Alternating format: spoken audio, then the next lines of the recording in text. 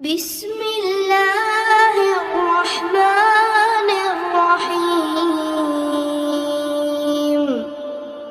والشمس وضحاها والقمر إذا تلاها والنهار إذا جلاها والليل إذا يغشاها والسماء